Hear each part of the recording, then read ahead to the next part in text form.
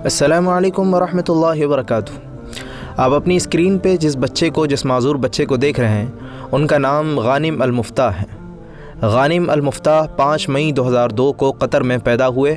بچپن میں ہی وہ ایک ایسی بیماری کے شکار تھے جس میں ریڑھ کی ہڈی کا نچلا حصہ نشو و نما نہیں پا سکتا تھا۔ ابتدائی تعلیم کے لیے ان کی والدہ نے جب انہیں اسکول میں داخل کروانا چاہا تو بہت سے اسکولوں نے انکار کر دیا، اور جس آخر اسکول میں وہ داخلہ لینے میں کامیاب ہوئے وہاں معذوری کی وجہ سے بچے ان سے کھیلنے سے کتراتے تھے۔ غانم المفتاح قطر کے معروف موٹیویشنل اسپیکر ہیں اور غریسہ آئس کریم نامی کمپنی کے بھی مالک ہیں، جس کی قطر میں 6 شاخیں اور 60 کے قریب ورکر کام کرتے ہیں۔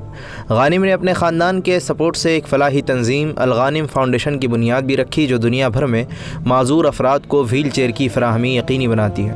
غانم المفتاح 2017 میں ویل چیئر کے بغیر ہاتھوں کے بل عمرے کی سعادت حاصل کر چکے ہیں۔ وہ زمانے طالب علم میں دستانے پہن کر فٹ بال کھیلا کرتے تھے۔ فٹ بال کے علاوہ وہ غوطہ خوری بھی کرتے ہیں۔ آج قاری غانم المفتاح نے ورلڈ کپ کا افتتاح کیا اور تاریخ میں پہلی بار ناچ گانے کے بجائے قرآنی آیات کی تلاوت سے ورلڈ کپ کا آغاز ہوا۔ اور کیا ہی خوبصورت انداز میں غانم المفتاح نے قرآن مجید کی تلاوت کی۔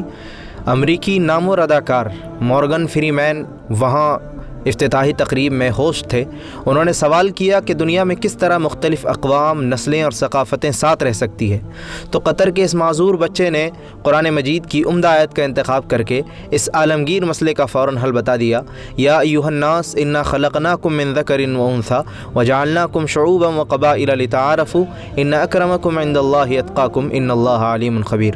آپ بھی اس ویڈیو کو غور سے سنیں اور دعا کریں کہ اللہ تعالی ہم سب کو سچا پکا مسلمان بنائے۔ اس بچے کے بارے میں آپ کی کیا رائے ہے؟ کمنٹ سیکشن میں ضرور لکھیں۔